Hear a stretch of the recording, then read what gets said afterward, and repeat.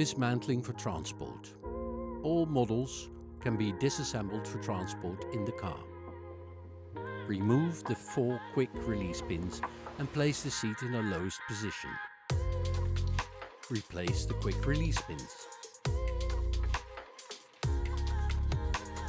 Loosen the backrest knobs and fold the backrest forward.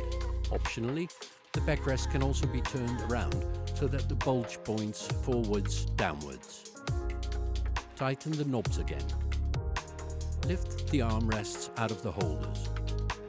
Remove the large wheels from the frame by firmly pressing the quick release axles in the center of the wheel and removing the wheel.